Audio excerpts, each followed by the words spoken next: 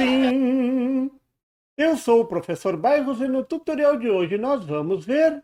Hoje eu vou mostrar um pré-amplificador para microfone capacitivo, um circuito muito simples, mas muito eficiente, especial, tudo feito para recuperar um microfone arcano que foi impiedosamente chutado, jogado no chão, nocauteado. Um microfone de primeira linha como esse não poderia ter um fim triste desses. Então resolvi revitalizá-lo, trazer das cinzas como uma fênix, e sim, aqui está ele vivinho novamente. E eu vou mostrar como fiz esse milagre, para que fique registrado. Quem sabe um dia eu não seja canonizado. Então, você será testemunha. Vamos lá? Vou contar como tudo aconteceu. Esse microfone arcano me foi presenteado por Rafael Chess, que como todo mundo sabe, é meu filho e tem um canal de xadrez de primeira no YouTube. Mas no outro dia, quando fizemos um encontro aqui no sítio, claro que tinha churrasco e tudo mais, no fim da festa, já meio cansado, na saída o Rafael chutou o microfone e na tentativa de evitar que caísse, jogou mais longe ainda. Sim, porque o laboratório de eletrônica é no sítio, como todo mundo sabe. O resultado é que a comunicação com o PC parou de funcionar. Esse é um microfone ligado na USB. É só ligar que ele sai funcionando. Tentamos consertar, olhamos o conector, a solda, mas tudo indica que o CI que faz a comunicação se foi pro brejo. Claro que o Rafael providenciou outro. E hoje estou gravando com um arcano novinho em folha. E claro que eu aparafusei na mesa para não cair mais. Mas e o quebrado? Jogar fora uma obra de arte daquelas é de doer na alma. Foi então que eu pensei em usar o microfone capacitivo do arcano quebrado, que é de altíssima qualidade. É um microfone omnidirecional, difícil de pronunciar, mas muito bom para um streamer. O som que vem dos lados e por detrás do microfone é praticamente anulado. Testei a cápsula e ela estava funcionando perfeitamente. Então resolvi desenvolver um circuito amplificador ligado direto na entrada do microfone do PC. O primeiro desafio foi encontrar um circuito amplificador que funcionasse bem. Logo eu achei um, e claro que tive que modificar, aperfeiçoar. Veja como ficou a montagem do protótipo. Veja o microfone capacitivo desmontado. Uma verdadeira obra de arte da engenharia. Depois de alguns ajustes, o circuito ficou perfeito. É esse circuito que eu vou mostrar agora. Claro que você poderá montar esse circuito com um microfone de eletreto e sabe-se lá quantas outras aplicações. Eu vou também mostrar como fiz a adaptação, a montagem dentro do encapsulamento do microfone da Arcano, como alimentei e como fiz a conexão com o microfone do PC. Uma grande aventura! Aqui está o circuito. Claro que esse é o circuito final depois de algumas adaptações e melhorias. Antes de explicar o amplificador, vou revisar o funcionamento do microfone capacitivo. Ele é diferente do microfone de eletreto, apesar dos dois serem capacitivos. O microfone de eletreto usa o efeito piezoelétrico. Eu tenho um vídeo muito bacana aqui no canal falando sobre o microfone de eletreto. Vou deixar o link na descrição desse vídeo. Veja o desenho da figura mostrando um microfone de eletreto aberto. A maioria já vem com o amplificador com JFET, então o sinal já sai amplificado. No microfone capacitivo, como esse da Arcano, veja a foto, só tem a cápsula, por isso a necessidade do amplificador. A cápsula do microfone capacitivo é um capacitor mesmo. Tem duas placas, mas uma delas se desloca quando as ondas de som batem nela, variando a capacitância. Imagina a dificuldade de pegar esse sinal. O valor da capacitância é de picofarad e mais, tem que pegar a variação dessa capacitância. A forma mais simples é essa mostrada na figura, medindo a tensão sobre o capacitor quando ele carrega e se descarrega, alimentado por uma resistência de alto valor, já que as correntes são muito pequenas. Outro detalhe é que a impedância de entrada da cápsula capacitiva é muito alta. Claro, é um capacitor, um circuito aberto. Então, são essas características da cápsula que orientaram o projeto do circuito de entrada do amplificador, um circuito com JFET.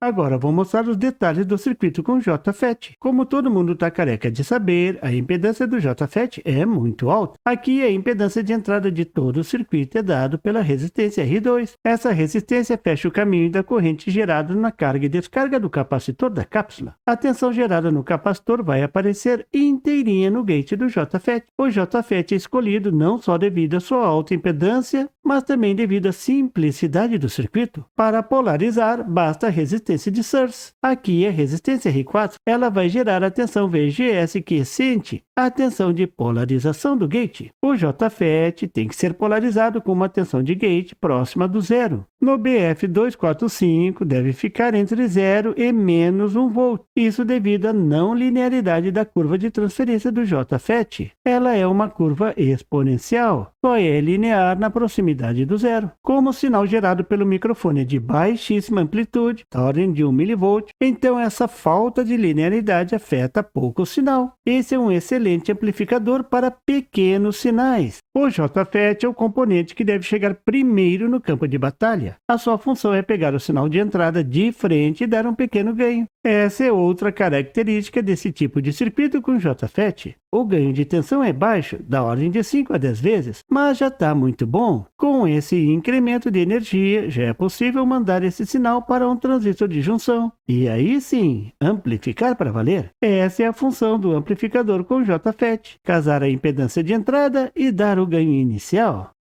Uma vez o sinal sendo pré-amplificado pelo JFET, agora entra em cena o amplificador com transistor. Nesse caso, um amplificador em classe A com realimentação de coletor. O amplificador classe A é escolhido porque é aquele amplificador que distorce menos o sinal. O sinal sai limpinho no coletor. Nesse tipo de amplificador, a tensão de coletor quiescente deve ser escolhida para ficar ao redor da metade da tensão da alimentação. Nesse caso, 4,5 volt, já que a alimentação é uma bateria de 9 volts. O problema do amplificador classe A é quando o ganho depende do beta do transistor. Aí o circuito pode ficar instável, mas isso só é importante quando a tensão AC no coletor alcança um nível ao redor da metade da tensão da alimentação. Aí qualquer alteração na polarização gera distorções no sinal. O melhor amplificador classe A é aquele que não depende do beta, aquele com 4 resistências. Nesse circuito, o transistor é polarizado como uma fonte de corrente e praticamente não depende do beta. Mas então, por que não usar esse tipo de amplificador aqui? No caso do amplificador de sinais muito pequenos, como aqui, o sinal resultante no coletor do transistor tem baixa amplitude. Nesse caso, vai ficar ao redor de 1 volt pico a pico no máximo. Então, pequenas variações na polarização não vão levar o sinal até o limite da distorção. Então, por que não usar um circuito mais simples, esse da figura? O amplificador com realimentação de coletor. Outro detalhe é que esse circuito tem realimentação negativa. A resistência ligada entre o coletor e a base gera essa realimentação. Isso faz com que esse circuito seja mais estável do que o circuito só com uma resistência ligada direto no positivo. Com sinais baixos e com realimentação negativa, esse é o circuito ideal para as entradas de pequenos sinais, como esse pré-amplificador. E você vai ver isso muito por aí. E agora, você já sabe o porquê.